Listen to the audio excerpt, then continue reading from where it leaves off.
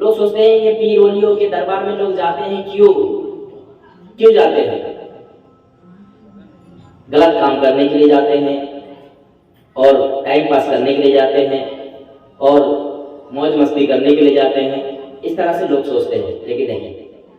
تو نیت صحیح ہونا چاہیے، طریقہ صحیح ہونا چاہیے، مقصد صحیح ہونا چاہیے۔ آج بزرگان دین اللہ والوں کے دربار میں جو جتنا بھی جاتے ہیں، لوگ سوچتے ہیں یہ پیر ولیوں کے دربار میں لوگ جاتے ہیں کیوں جاتے ہیں؟ غلط کام کرنے کے لیے جاتے ہیں اور ٹائم پاس کرنے کے لیے جاتے ہیں اور موج مستی کرنے کے لیے جاتے ہیں، اس طرح سے لوگ سوچتے ہیں، لیکن نہیں۔ اللہ تعالیٰ نے اپنے پیارے بندوں سے محبت کیا، کیا کیا؟ محبت کیا۔ اور کیسے محبت کیا؟ جب اس بندے نے دنیا میں جب تک زندہ تھا، جب تک وہ بندہ دنیا میں زندہ تھا، تب تک جو ہے اللہ کو راضی کرنے کے لیے سوچتا تھا۔ کیا سوچتا تھا؟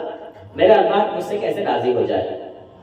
اللہ کا ذکر کرتا تھا، اللہ کی عبادتیں کرتا تھا، اللہ کے حمد و ثنا کرتا تھا، اور سب چیز کرنے کے بعد اللہ تعالیٰ نے انہیں اپنا دوست بنا لیا۔ کیا بنا لیا؟ اپنا دوست بنا لیا۔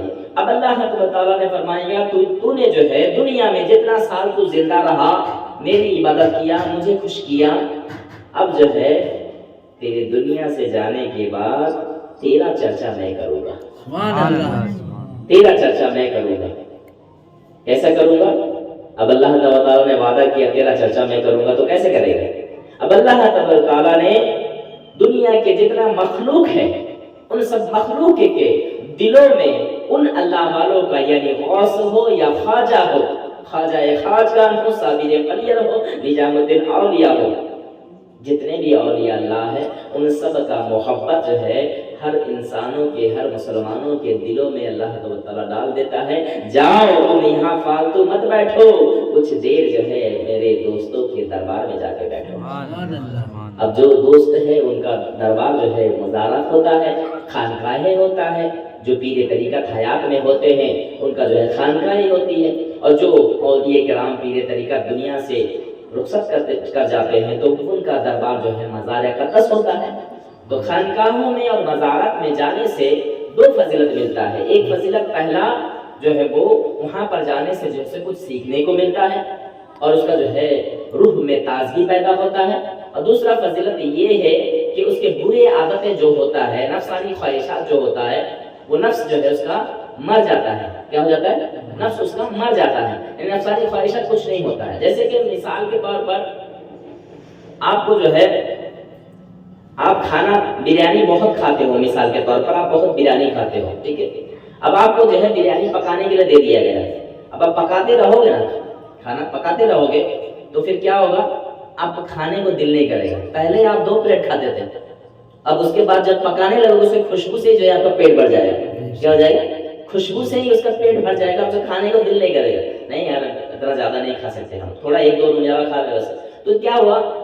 لذت جو ہے اس کی، جو لذت ہے اس کی جو خوشبو ہے، وہ خوشبو سے جو ہے اس کا دل بھر جاتا ہے۔ اسی طرح جو ہے جب کوئی پیر اولیاء کے پاس جاتا ہے، خانقاہوں میں جاتا ہے، تو ان کے جو ہے روحانی تعلیم جو اسے ملتا ہے، اس روحانی تعلیم سے جو ہے اس کا دل بھر جاتا ہے اور نفس اس کا مردہ ہو جاتا ہے، نفس کے اندر اور برے خواہشات پیدا نہیں ہوتا ہے۔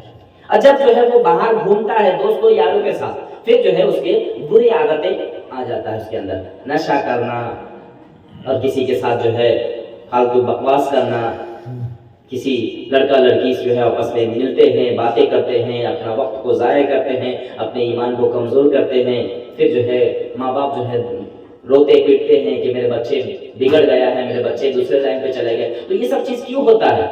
وہ اس لیے ہوتا ہے کہ وہ بچے جو ہے پیر ولیوں کے صحبت میں بیٹھا نہیں۔ کس کے؟ پیر ولیوں کے صحبت میں بیٹھا نہیں۔ اولیاء کرام کے، پیری بزرگان دین کے صحبت میں اگر وہ بیٹھتا تو پھر جو ہے اس کا نفس جو ہے ایسے برے حرکت میں نہیں کرتا، اس کا لذت ختم ہو جاتا ہے۔ پیر ولیوں کے دربار میں بیٹھنے سے اس کو ڈر پیدا ہوتا ہے کہ میں برے کام نہ کروں، میں برے کام سے بچے رہوں، میں اللہ والوں کے صحبت میں بیٹھوں تاکہ ان کا جو ہے نظر کرم مجھ پر ہو۔ کیونکہ میں بتا دوں سلطان العارفین سلطان باہو رحمۃ اللہ علیہ بہت بڑے پائے کے بزرگ تھے۔ اب حضرت جو ہے سلطان العارفین سلطان باہو رحمۃ اللہ علیہ بیٹھے ہوئے ہیں، دربار سجا ہوا ہے، کیا ہے دربار سجا ہوا ہے، اور ہر کوئی دیکھتے تھے کہ کبھی میرے اوپر بھی نظر ہو جائے سرکار کا.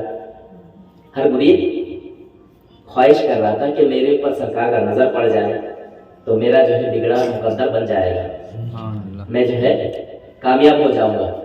ہر کوئی دیکھتا. اور سرکار سلطان عارفین سلطان باہو رحمۃ اللہ علیہ جو ہے سر نیچا کر کے آنکھیں بند کر کے ذکر اشغال میں ڈوبے ہوئے تھے. اب بہت زیادہ ذکر کر رہے ہیں، ذکر کی حالت میں ہیں، حالت وجد میں آ گئے ہیں. اب لوگ یہ سمجھ رہے کہ حالت وجد میں آ گئے، اب تو نظر پڑے گا، اب تو میرے پر پڑے گا، اب تو میرے پر پڑے گا، سب کوئی خواہش کر رہے. اب جب وجد میں آ گئے ان کی نظر کی انتظار کر رہے کیونکہ یہ وجد والی نظر جو ہے مجھ پر پڑ جائے. ہر کوئی یہ خواہش مند. اب ترنت اٹھا تو اٹھا نظر، سیدھا جو ہے گیٹ سے باہر جو ہے ایک کتا جا رہا تھا. اب اس کتے کے اوپر نظر پڑ گیا. کیا ہو گیا؟ اس کتے کے اوپر نظر پڑا. کسی کے اوپر نہیں پڑا. سب جتنے مریدین کرام تھے وہ سبھی جو ہے کچھ اس پار تھے، کچھ اس پار تھے، کچھ سامنے تھے، کچھ پیچھے تھے، سب گھیر کر تھے بیٹھے ہوئے. اب کسی کے اوپر ان کا نظر نہیں پڑا.